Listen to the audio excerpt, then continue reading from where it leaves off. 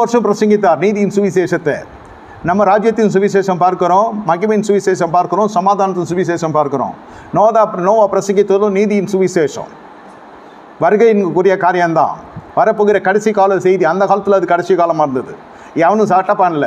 என்னமோ அந்த கிழமை ஒருத்தன் பேழை கட்டுறான்னா கூலி நல்லா கொடுக்குறான், கரெக்ட் டைம் கொடுக்குறான், பரவாயில்ல போனால் நம்ம கூலிக்கு மாறடிச்சிட்டு வரலாம். பேழை கட்டுறதுக்கு நாங்களும்லாம் உதவி செய்கிறோம், ஆனால் எங்களுக்கு கவனிக்க வேண்டியதில் கவனிச்சிருங்க. சாயந்தரம் நம்மளுக்கு குடும்பம்லாம் இருக்குது, ஃபேமிலி இருக்குது, நாங்கள் போய் எங்கள் வாழ்க்கையை பார்க்கணும். எல்லாம் கூலிக்கு தான் மாறடிச்சிதுங்களே தவிர எதுவும் கர்த்தருக்குள்ளேயே காரியங்களில் வரல.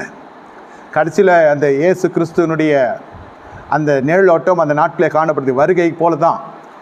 இப்போ பாருங்கள், அந்த நோவாவின் காலத்தில் என்ன நடக்கிறது? தேவபுத்திரர்கள் மனுஷனுடைய குமார்த்திகள் எல்லாம் சௌந்தரியமுள்ளவர் என்று கண்டு அவர்களோடு கூட உறவு கொண்டார்கள் என்ற வேதத்தில் வாசிக்கிறோம். இப்பொழுது 3வது பாலினம் ஒன்று உருவாக்கி கொண்டிருக்கிறது கடைசி நாட்களில். மத்தேயுவிலே ஆண்டவர் சொல்றார், நோவாவின் காலத்தில் நடக்கிறது போல நடக்கும்.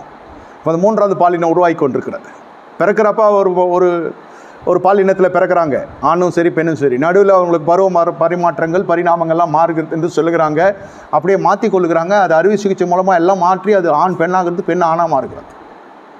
3வது பாலினம் உருவாகிறதா? ஆணையும் பெண்ணையும் கர்த்தர் படைத்தார். இது 3வது யார் படைக்கிறது? மனுஷனே உருவாக்குகிறான். ஐயா சும்மாவையா நாங்கள் ஆப்ரேஷன் பண்ணுறோம், இந்த மாதிரிலாம் எங்களுக்கு எல்லாம் நடக்குது, இது ஏன் நடக்கணும்னு அவங்க கிராஸ் கேள்வி கேட்பாங்க. இல்லைன்னு சொல்லலை. நடக்குதா நடக்கலையா? அப்போ தேவபுத்திரர்கள் வந்தார்கள், அது கர்த்தரால் அனுமதிக்கப்பட்டதா? இல்லை. ராட்சசர்கள் பூமியில் உருவானார்கள், கர்த்தரால் அனுமதிக்கப்பட்டதா? இல்லை. இது தேவன் ஏன் அழிக்கலை? ஏன் இதெல்லாம் நடக்காமல் பார்க்கல? இல்லை, தேவன் விட்டு தான் பிடிப்பார் எப்போவுமே. எல்லாத்தையும் சேர்த்து வச்சு தான் செஞ்சது தான் அந்த ஜடப்பிராயம். இப்போ புரிகிறதா?